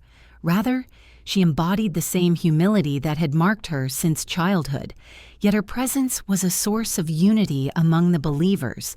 Whenever disputes arose or fears threatened to divide them, her calm voice and prayerful wisdom helped restore peace. She had learned in Nazareth, in Egypt, at Cana, and at Calvary that God's work often moves quietly through hidden hearts. Now she lived that truth with every breath. She grew particularly close to John, the beloved disciple whom Jesus had entrusted to her at the cross. John cared for her as a son, ensuring she had all she needed, accompanying her through the busy days of the early church and the quiet evenings of contemplation. They shared conversations about Jesus that were at once tender and profound. John speaking of the teachings he had heard, the miracles he had witnessed, and Mary offering reflections born of years spent pondering the mysteries of her son's life. Their companionship became a living testimony to Jesus' final act of love from the cross.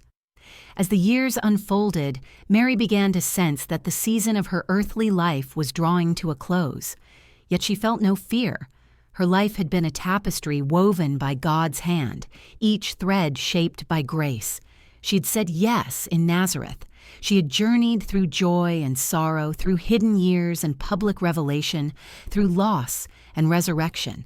And now, as she continued to pray with the early believers, she felt a gentle pull toward the final embrace God had prepared for her.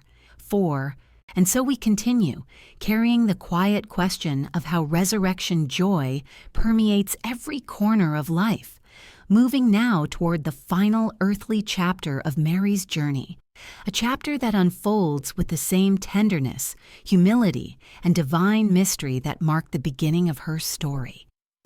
Over the years that followed the Ascension and Pentecost, Mary lived among the early believers with a serene depth of presence that brought comfort to all who sought her. She became a mother not only to individuals, but to the entire body of the Church, nurturing it through her prayer, her faith, and her unwavering trust in God.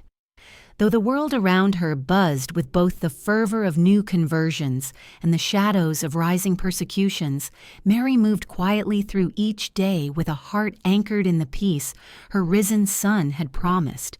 She required no earthly recognition, for her soul rested entirely in God's will. As time passed, the disciples and followers of Jesus became more deeply aware of Mary's quiet influence. They came to her not because she sought leadership, but because she radiated a presence that reminded them of Jesus himself. Her manner of speaking, her way of listening, the gentle strength in her silence, all these things drew them close, thirsty for the wisdom she carried. She shared her memories freely, offering glimpses into the hidden years of Jesus' life when he grew under her care, studied the scriptures, worked beside Joseph, laughed with friends, and prayed with a depth that foreshadowed his mission. Her stories were not dramatic or embellished. They were simple, graceful, and filled with the warmth of a mother who had treasured every moment in her heart. Mary's faithfulness became a source of encouragement to all, especially as persecution intensified and disciples were scattered. She held close the words Jesus had spoken to her from the cross, embracing her spiritual motherhood with the same humility with which she had accepted her calling in Nazareth. Yet even as she continued her quiet ministry of presence, she sensed her earthly strength slowly softening, not in fear or decline, but in the gentle way a candle burns low when its purpose is fulfilled. Her heart, having poured itself out in love for decades, began to long for the final union with God. This longing was not a sorrowful ache, but a peaceful anticipation, like a traveler nearing home after a long and meaningful journey. John, who cared for Mary as a son, noticed the subtle changes. He saw how her steps grew slower, how her time in prayer deepened even further, how her eyes often lifted toward heaven with a quiet yearning. He knew, without needing words, that Mary was drawing nearer to the moment when God would call her into his eternal embrace. And so he stayed close, offering companionship and care, honoring the trust Jesus had placed in him. The early believers, too, recognized the sacredness of this time. They gathered more frequently to pray with her, listen to her, and receive the blessing of her presence. For they understood that sharing even a few moments with the Mother of Jesus was itself a grace. Mary, for her part, welcomed each day with gratitude. She reflected often on her life, from the Annunciation to Bethlehem to Egypt to Nazareth to Cana to Calvary to the upper room, and she saw with clarity how God had woven every moment into a tapestry of love. She held no regrets, no doubts, no hidden fears. Her heart rested entirely in the mystery of God's will, the same mystery she had embraced as a young girl when she first said yes. And now, as her final days approached, she offered that yes once more, trusting that the God who had guided her from her first breath would guide her through her last. Tradition holds that Mary's passing, often called her dormition, her falling asleep, was unlike any ordinary death. It came not as a violent tearing away of spirit from flesh, but as a gentle transition, a serene surrender into the arms of the one she had loved with her whole being. The believers gathered around her sensed the holiness of the moment. They prayed softly, their voices mingling with whispers of gratitude. Mary, resting on her simple bed, looked upon them with tenderness. She blessed them, offered them reassurance, and reminded them to remain steadfast in love. Her voice, though faint, carried the same warmth it had always held. As she closed her eyes, Mary's face softened into a peaceful expression. She breathed gently, like one slipping into rest after a long, faithful journey. And then, in a moment too delicate for human language, she yielded her spirit into God's embrace. The room, filled with quiet prayer, seemed to glow with a sense of presence, something luminous, tender, and profoundly sacred. Those who witnessed it felt not the sting of loss, but a profound sense of peace, a knowing that Mary had not entered darkness, but had passed into glory.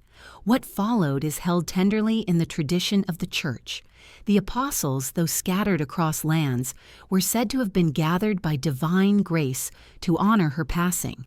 They laid her body in a tomb, offering prayers of love and reverence, knowing that the one who had borne the Savior had now returned to the Father who had chosen her for that sacred mission. But when they returned to the tomb a short time later, they found it empty. Mary's body, like her son's, had not been left to decay.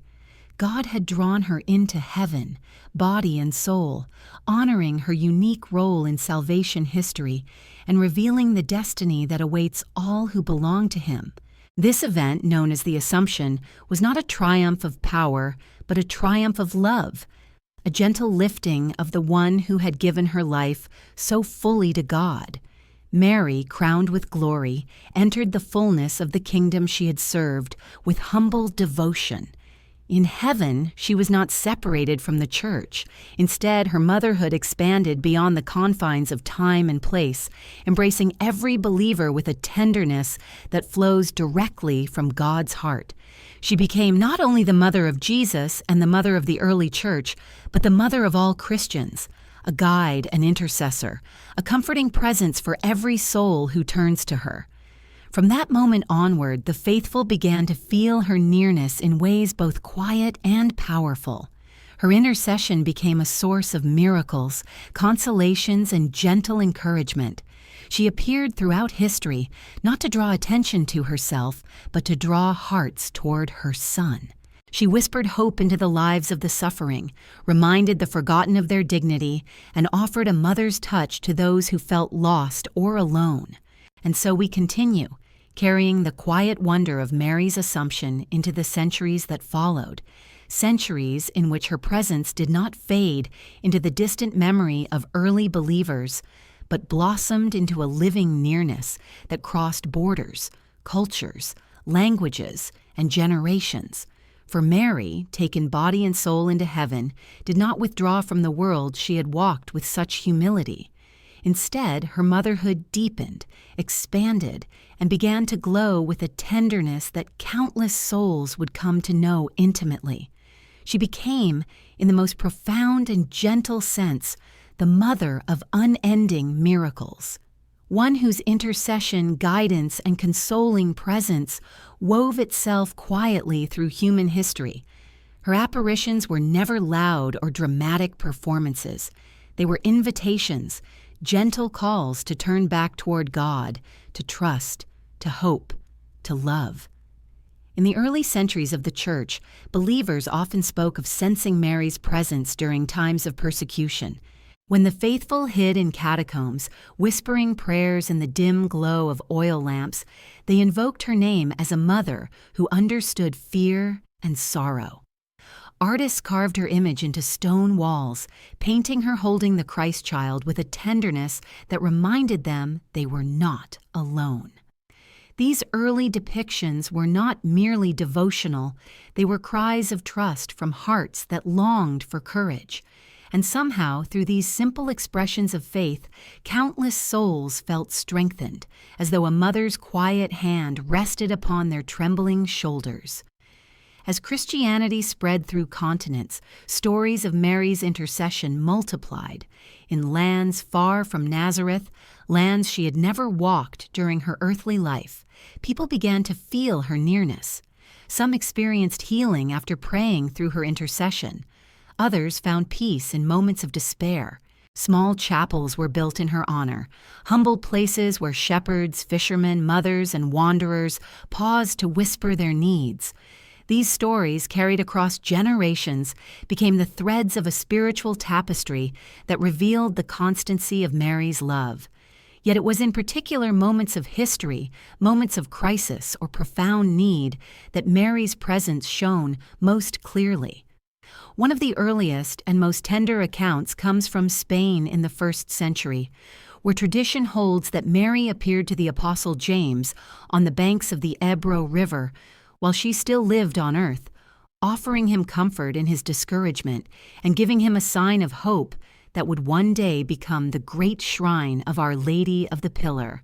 She appeared not in grandeur, but in compassion, as a mother encouraging her weary son to persevere in proclaiming the gospel. This early apparition revealed something essential about Mary's heart. She comes when her children grow tired, when their courage falters, when hope dims. She comes not to astonish, but to strengthen. Centuries later, in the year 1531, on a quiet hill in Mexico, Mary appeared again, this time to a humble indigenous man named Juan Diego.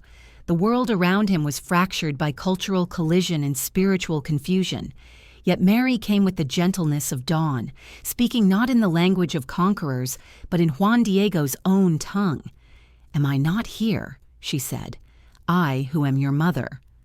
Her words carried the love of a mother who sees the sorrow of her children and seeks to heal their wounds. And from that encounter came the miraculous tilma, a simple cloak bearing her image, an image filled not with earthly paint, but with colors that have baffled scientists for centuries.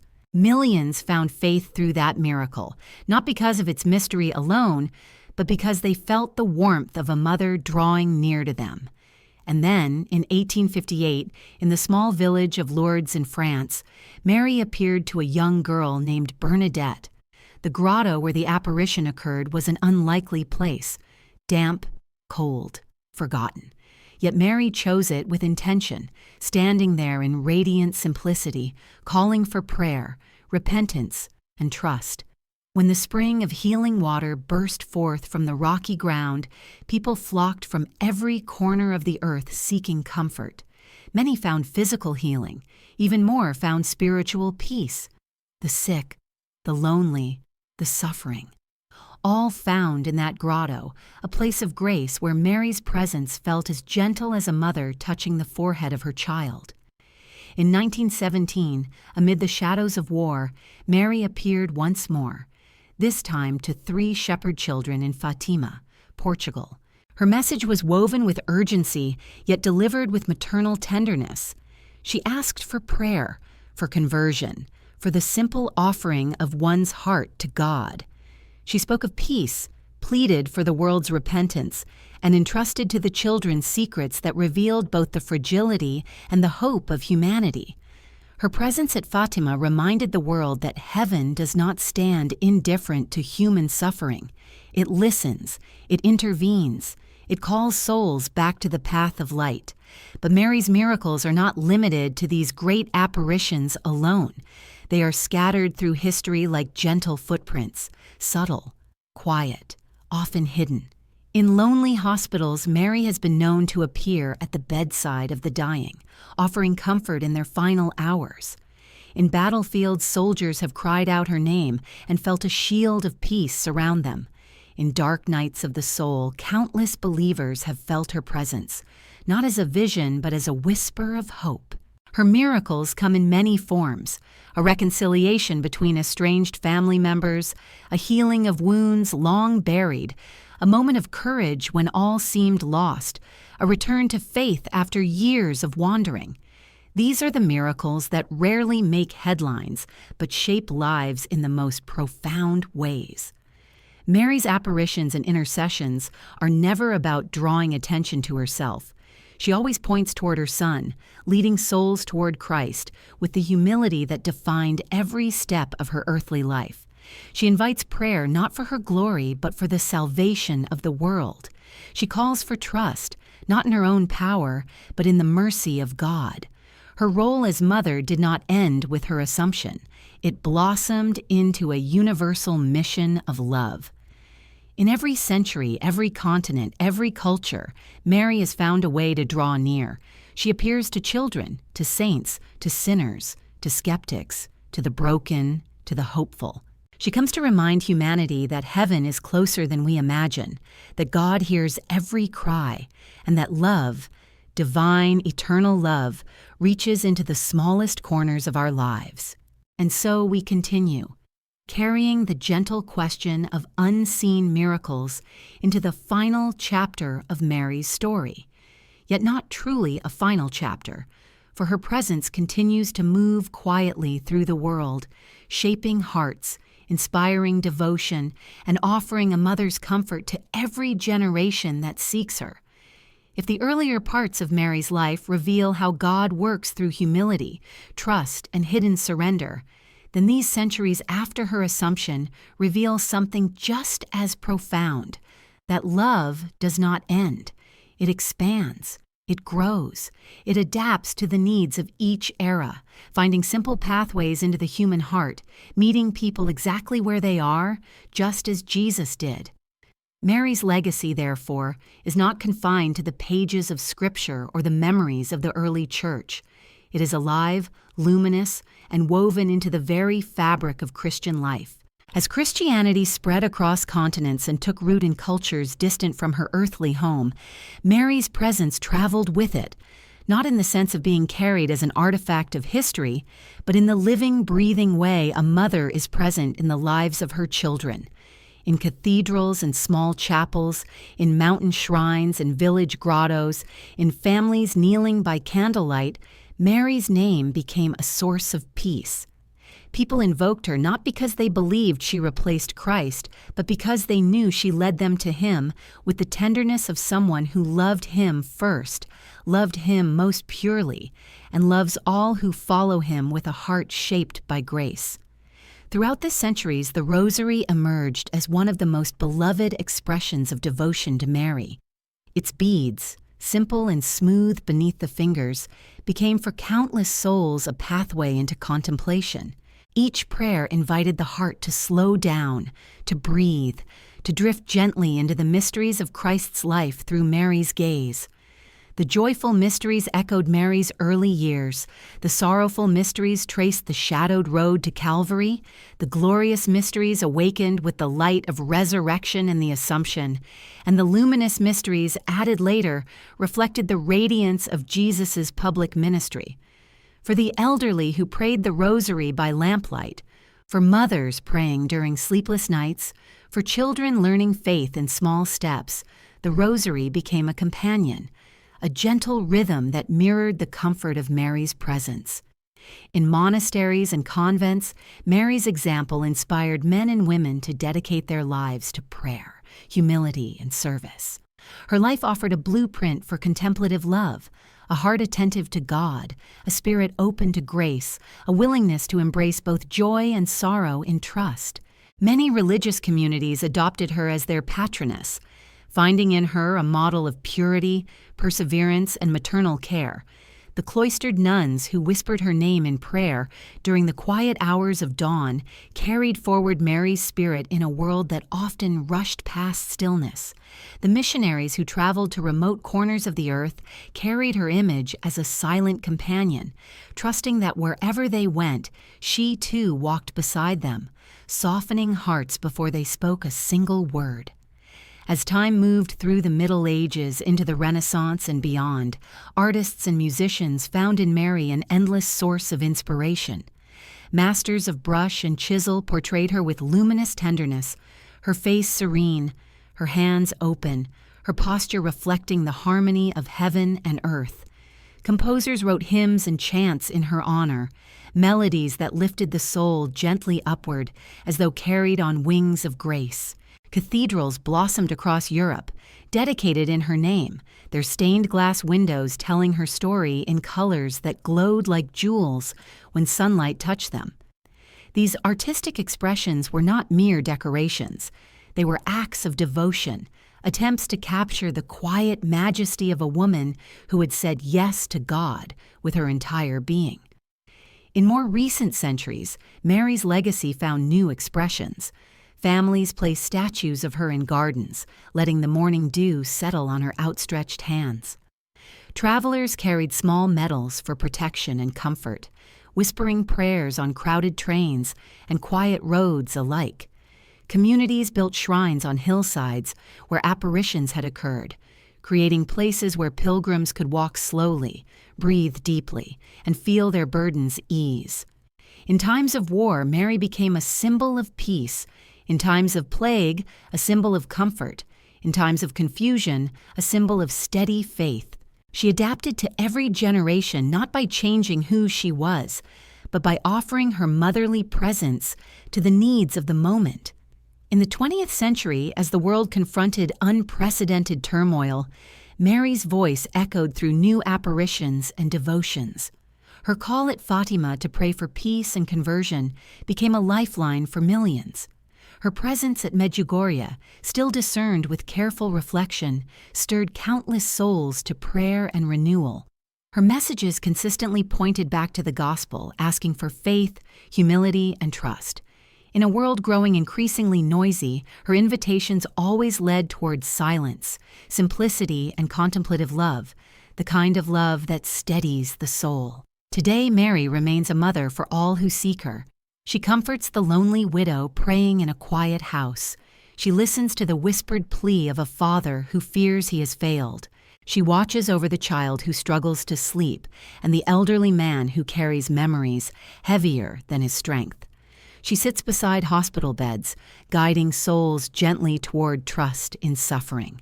She is there in remote villages, in crowded cities, in quiet chapels, and in the hearts of those who have forgotten how to pray but still hold a spark of longing.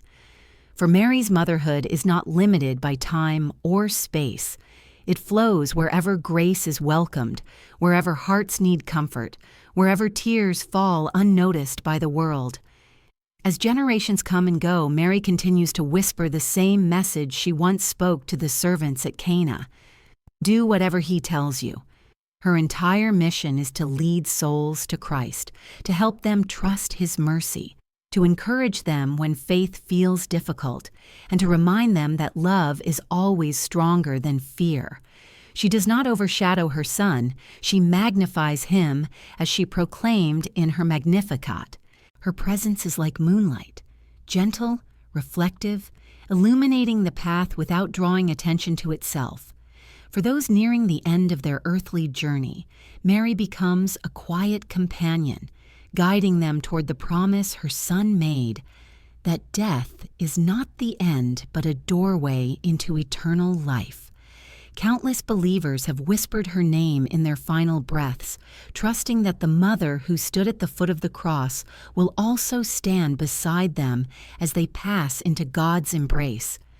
And for those who continue their pilgrimage on earth, she remains a mother who listens, comforts, and intercedes, never failing, never tiring, always loving.